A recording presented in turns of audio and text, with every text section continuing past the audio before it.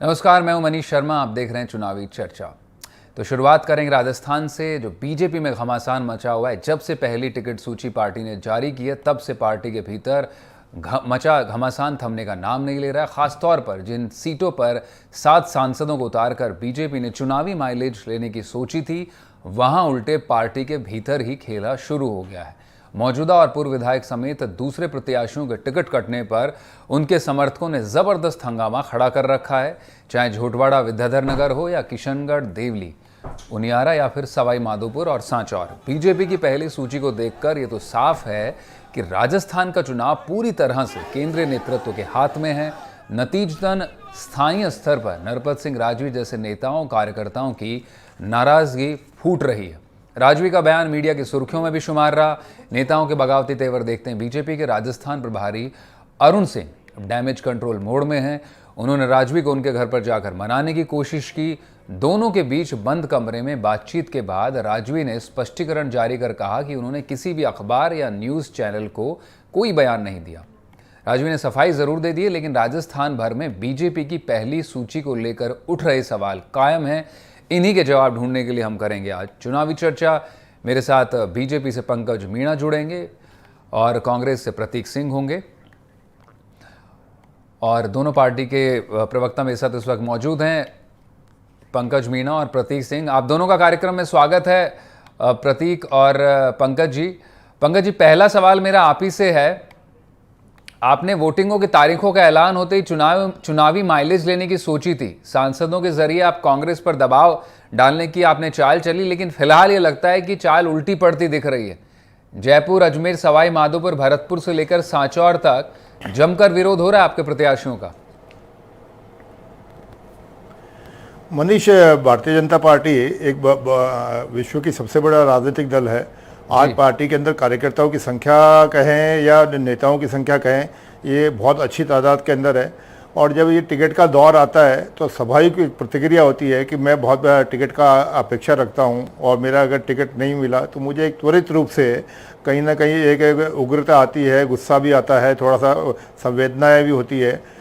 तो एक बार कार्यकर्ता ऐसा करता है, परंतु मैं इस बात को पूरे दावे के साथ कह सकता हूं कि भारतीय जनता पार्टी का बूथ से लेके दिल्ली तक का कार्यकर्ता बहुत अनुशासित कार्यकर्ता है। और भारतीय जनता पार्टी का कार्यकर्ता जब अपने समकक्ष या अपने अधिकारियों के साथ बैठेगा तो उसका गुस्सा निश्चित रूप से दूर हो जाएगा। भारतीय जनता पार्टी भी अपने कार्यकर्ताओं की संपूर्ण चिंता करती है, चूँकि चुनाव के अंदर जिताऊ और टिकाऊ ज़्यादा महत्वपूर्ण होता है। और यही सब देख के हमने अभी ये 41 टिकट घोषित किए हैं। तो साथ में भारतीय जनता पार्टी का जो केंद्रीय नेतृत्व है, उन्होंने डैमेज कंट्रोल के लिए भी अपना ठीक ठाक प्रयास शुरू कर दिया है। तो आप देखेंगे कि इन सब बातों को 1-2 दिन के अंदर ये सभी जो दौर दिख रहे हैं आपको, जो जितना भी कहीं गुस्सा नजर आ रहा है, वो सब शांत हो जाएगा और सभी कार्यकर्ता एकजुट होकर इस गहलोत सरकार को उखाड़ फेंकने का काम करेंगे। नहीं, कम से कम ये तो माना पंकज जी आपने कि डैमेज कंट्रोल करने की जरूरत आन पड़ी है, और वो किया जा रहा है। अरुण सिंह कर भी रहे हैं, लेकिन ये बात तो है, आप बोल रहे हैं कि अनुशासित कार्यकर्ता है बूथ से लेकर और दिल्ली तक, लेकिन फिलहाल आप देखें, चाहे जयपुर हो, चाहे भरतपुर हो, चाहे सवाई माधोपुर और सांचौर, वो अनुशासन फिलहाल तो नहीं दिखाई पड़ रहा है पंकज जी आपके यहाँ से। मनीष, मैंने जैसे बताया कि टिकट का जो मामला होता है जी, और टिकट एकदम से जिसको अपेक्षा बहुत ज़्यादा होती है और नहीं मिल पाता, तो एक त्वरित गुस्सा होता है। ये मानवीय प्रवृत्ति है कि मैं जिस चीज़ के लिए प्रयासरत हूँ और वो मुझे नहीं मिले तो एक संवेदना एकदम से ऐसी जागती है, उग्रता आती है। तो चूँकि ये एक सामान्य प्रक्रिया राजनीति के अंदर, अगर हम आज की बात कर रहे हैं, 23 की बात कर रहे हैं, 18 की बात करें, तो भी आपको ये ऐसा कुछ थोड़ा बहुत देखने को मिलेगा। अगर उससे पहले 2013 की बात करें तो उस वक्त भी थोड़ा बहुत देखने को मिलता है। परंतु फिर भी मैं वापस वही बात कह रहा हूँ कि भारतीय जनता पार्टी का कार्यकर्ता बहुत अनुशासित कार्यकर्ता है। आप अगले 2 दिन के अंदर देखिएगा कि आपको ऐसी कोई घटनाक्रम नजर नहीं आएगा।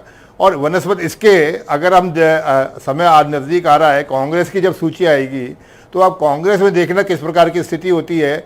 जब ये भी कांग्रेस के पर्यवेक्षक जिला स्तर पे मीटिंगें करने गए थे, तब क्या हाल हुए थे आपने भी अच्छे से देखा, हमने भी अच्छे से देखा कि पर्यवेक्षकों के सामने एक दूसरे नेताओं के लात घुसे चल रहे थे, एक दूसरे के कपड़े फाड़े जा रहे थे। नहीं, लेकिन आप तो पंकज जी, आपका तो पार्टी के देखे तो पंकज जी आपका तो हमेशा से दावा रहा है, आपने बताया कि आपकी पार्टी अनुशासित है, एक ज़माने में जब हम पत्रकारिता शुरू कर रहे थे तो सुना जाता था कि पार्टी विद डिफरेंस है आपकी पार्टी, लेकिन कई मायनों में अगर देखा जाए जब सियासी तौर पर आकलन करते हैं तो कमोबेश वही है। जब आपने अब कांग्रेस का भी आपने कह ही दिया है कि कांग्रेस में भी वही कमोबेश हालत रहती है। ठीक है, मैं आपके पास लौटूंगा, हम कांग्रेस के प्रवक्ता का भी रुख कर लेते हैं।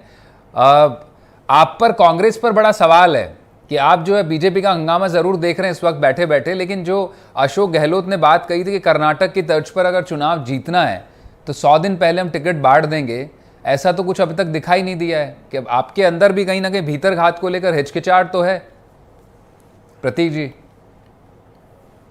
ये हम थोड़ा सा लेट हो गए, लेकिन बीच में देखिए कि श्राद्ध पक्ष आ गया और श्राद्ध पक्ष के समय पर, श्राद्ध पक्ष के जो समय होता है उस समय पर किसी भी तरीके की जो शुभ कार्य है वो नहीं किया जाता, तो इस चक्कर में थोड़ा जी प्रदीप, शायद आपका ऑडियो डिस्टर्ब हुआ है, हम कोशिश करेंगे वापस से रिज्यूम करें आपका ऑडियो। मैं पंकज जी आप ही का रुख कर लेता हूं फिर से एक बार। बात आप कांग्रेस की कर रहे थे कि जो है वहाँ पर भी किस तरह से लात घूंसे चल रहे थे ज़िला स्तर पर भी, लेकिन एक बड़ा सवाल ये है, आप डैमेज कंट्रोल कर रहे हैं, ये ठीक बात है, लेकिन ये तो स्पष्ट हो गया है कि आपके चुनाव की जो कमान है इस बार राजस्थान में वो पूरी तरह से केंद्र के हाथ में है। ध्रुवीकरण को बढ़ाने की बात कर लीजिए, आप हैवीवेट सांसद आप उतार रहे हैं, खेमों को निपटाने की कवायद चल रही है, और चाहे वो cast combination OBC Meena Gurjar चेहरों के जरिए आपने वो भी बखूबी साधने की कोशिश की है, लेकिन फिलहाल भीतर जो खेला चल रहा है पार्टी के अंदर वो किसी से छिपा नहीं है स्थानीय स्तर पर। अब आपके लिए जब अगली सूची लाने की बात होगी तो बड़ा दबाव में खुद बीजेपी इस वक्त पे होगी। इन तस्वीरों की आपने भी अपेक्षा नहीं की होगी शायद। नहीं, मुझे लगता है कुछ चीज़ें राजस्थान की राजनीति में पिछले कुछ दिनों से कांग्रेस प्रायोजित एक मिसकंसेप्शन बनाने की कोशिश की गई जी, और उसमें कहीं ना कहीं मीडिया के कुछ घराने भी शामिल हुए। मैं आपको इस बात का दावे के साथ कह सकता हूं कि पिछले 5 साल के अंदर भारतीय जनता पार्टी का किसी भी कार्यकर्ता के द्वारा, किसी भी नेता के द्वारा एक दूसरे पे अगर छीटाकशी की गई हो तो आप उदाहरण बता सकते हैं, या एक दूसरे को नीचा दिखाने की या अपने आप को बड़ा नेता बताने की कोशिश की गई हो तो पूरे 5 साल में एक उदाहरण भी नहीं मिलेगा।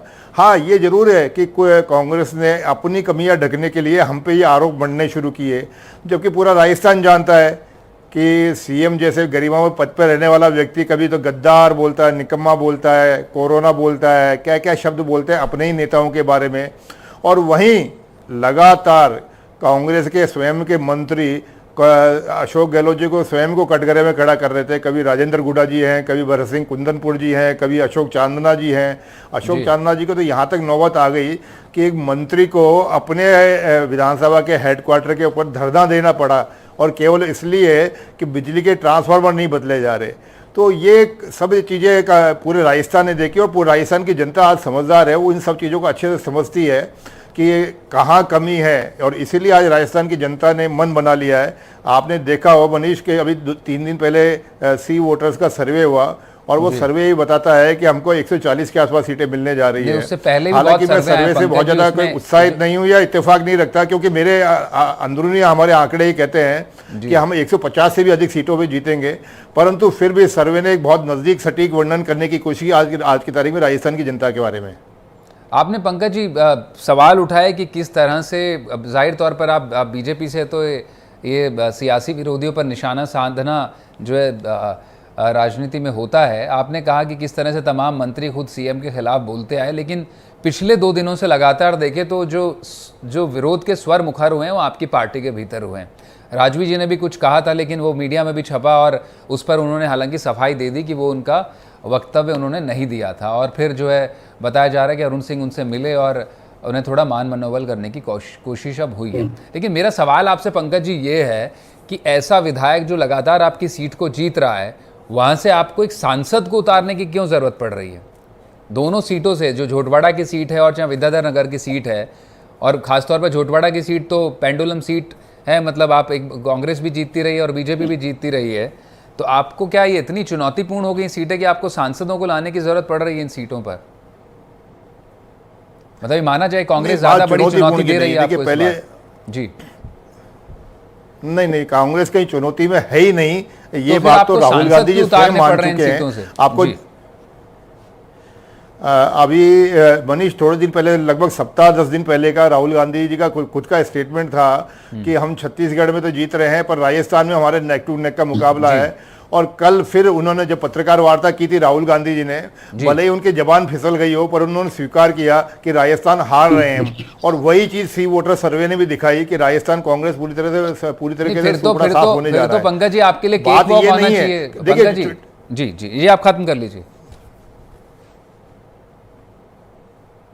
जी जी, आप अपनी बात खत्म कर लीजिए। जी हाँ, मैं ये कह रहा था कि जहाँ तक टिकट वितरण की बात है, देखिए टिकट वितरण में बहुत सारी चीज़ें देखी जाती है और उन सब चीज़ों के ऊपर हमारा जो केंद्रीय समिति है वो निर्णय करती है और टिकट के बारे में अंतिम निर्णय केंद्रीय समिति का ही होता है।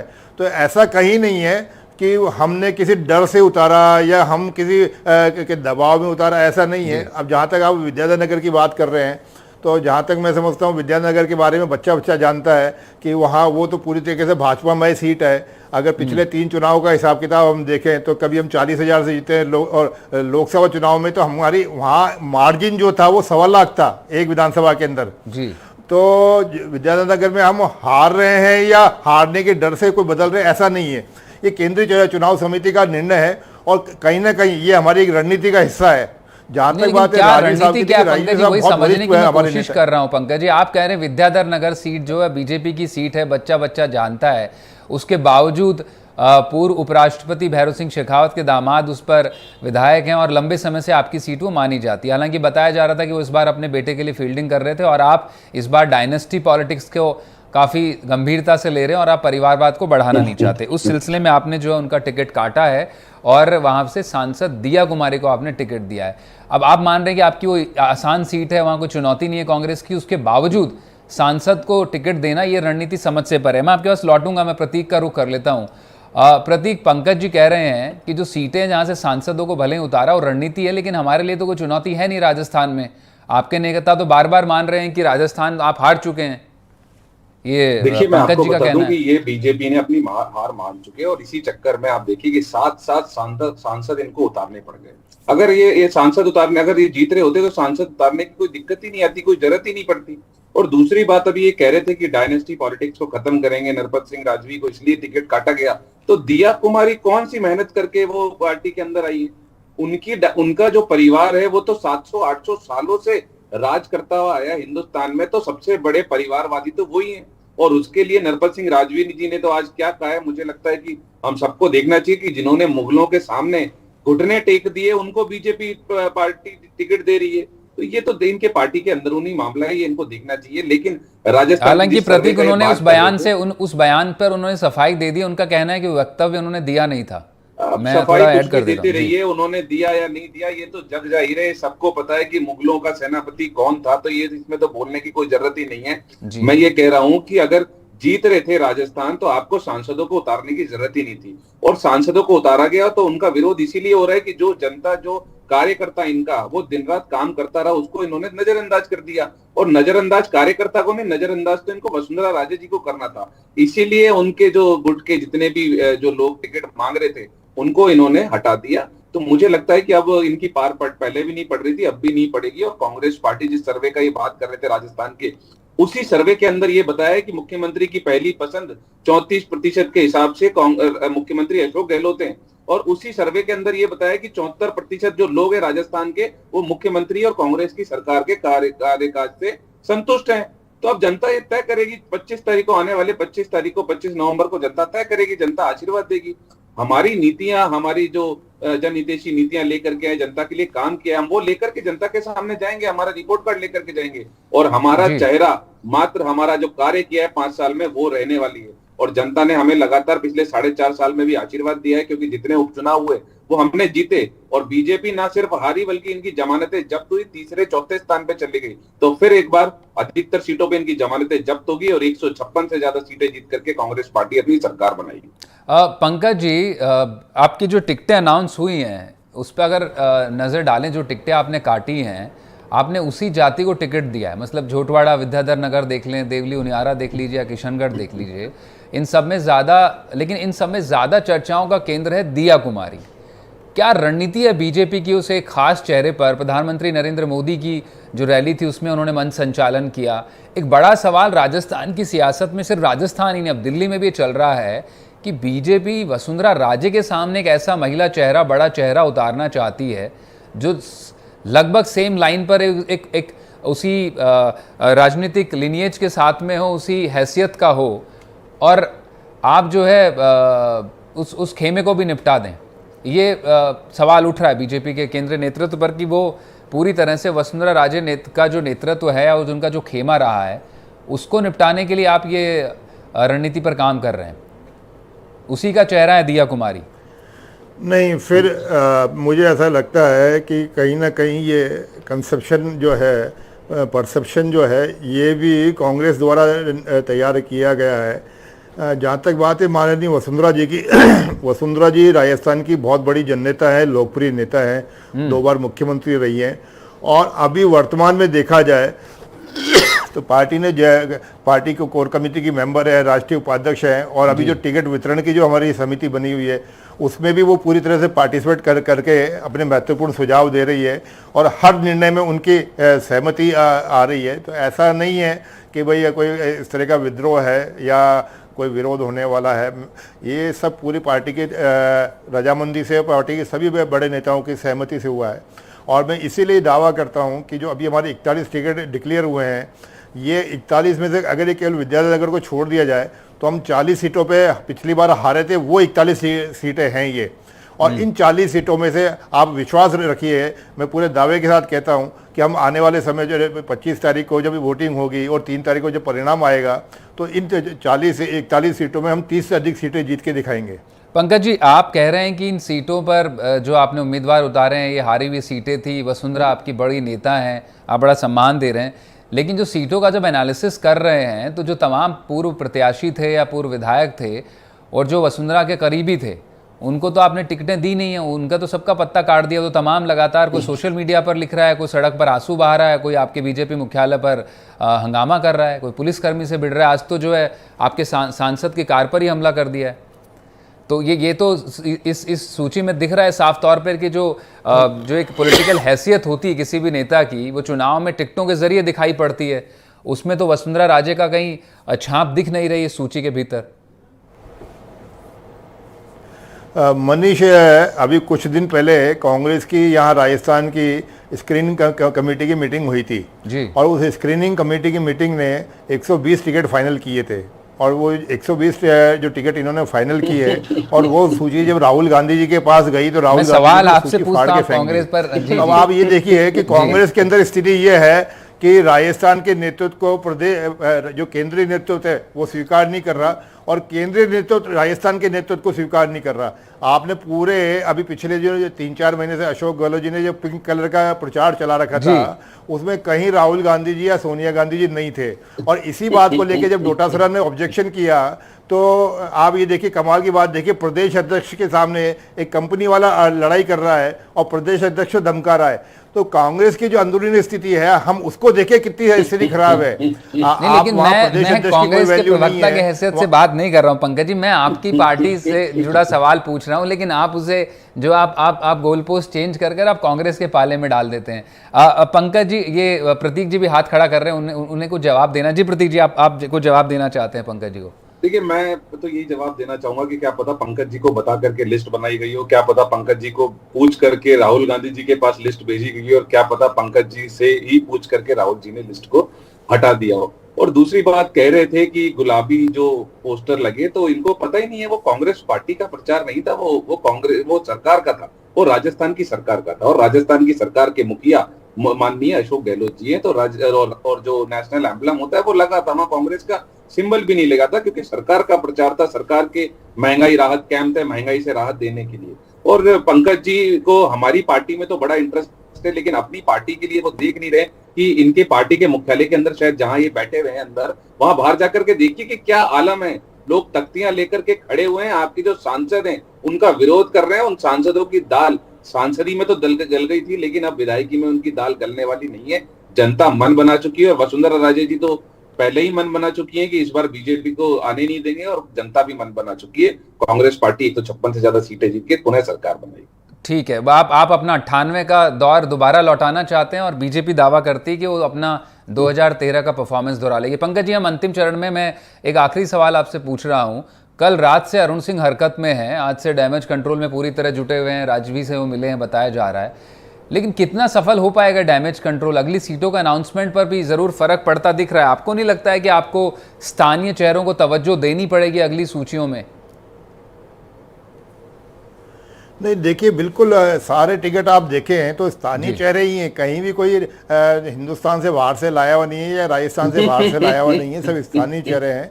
और यहाँ तक बात है, मैं एक बार फिर वही लाइन दोहराता हूँ कि यह जो आपको दिख रहा है कोई छोटा मोटा, वो अगले 24 घंटे में या अधिक से अधिक 48 घंटे के अंदर आपको सब कुछ लगेगा कि भारतीय जनता पार्टी पूरी सर सातों आपके सांसदों की सीटों पर हंगामा हो रहा है, आप उसे कह रहे हैं छोटा मोटा है। आपके जो सातों सांसद जो बड़े चेहरे आपने उतारे उन तमाम सीटों पर हंगामा है और आप उसे कह रहे हैं कि छोटा मोटा है। नहीं, मैं छोटा मोटा इसलिए कह रहा हूं कि चुनावी प्रक्रिया है। आप कोई सा भी प्रदेश उठा के देख लीजिए, कोई सा भी राजनीतिक दल उठा के देख लीजिए, अगर इस प्रकार के घटनाक्रम नहीं होते तो आपको समझ में आ जाएगा। ये सभी राजनीतिक दलों के अंदर और सभी स्टेट के अंदर इस प्रकार के घटनाक्रम होते हैं, टिकट डिक्लेयर होते हैं। जब प्रतीक जी हो सकता है भी इस वक्त मनी मन मुस्कुरा रहे होंगे कि भाई देखो बीजेपी में क्या हो रहा है। हाँ, उनकी सीटें भी आने वाली, मैं पूछ ही रहा था 18 तारीख के बाद उन पर या राजस्थान का चेहरा क्या होगा और पीसीसी के दफ्तर के क्या हालत होंगे, प्रतीक जी को उस वक्त समझ में आएगा। आज ये मन में खुश भले हो जाए, पर मैं फिर आपको दावे के साथ कह रहा हूं, भारतीय जनता पार्टी का एक एक कार्यकर्ता बूथ से लेकर केंद्र तक का अनुशासित कार्यकर्ता है। और ये जो भ्रष्टाचार की डूबी हुई कांग्रेस की सरकार है, इसको उखाड़ फेंकने के लिए एकजुट होकर एकमुखी होकर आने वाले चुनाव प्रचार करेगा। ठीक है, वो आने वाला वक्त बता ही देगा। अभी और भी टिकटें आनी बाकी, अब तो 159 सीटें बाकी हैं। कांग्रेस पर भी नजर रहेगी। जो पंकज जी कह रहे हैं कि प्रतीक जी अभी तो मुस्कुरा रहे हैं, 18 तारीख पर आने के बाद जो है प्रतीक जी आपसे भी सवाल उठेंगे जाहिर तौर पर। आप दोनों मेहमान मेरे साथ जुड़े, बहुत शुक्रिया। तो चुनावी चर्चा में फिलहाल इतना ही। बाकी तमाम खबरों के लिए आप बने रहिए एनडीटीवी के साथ। नमस्कार।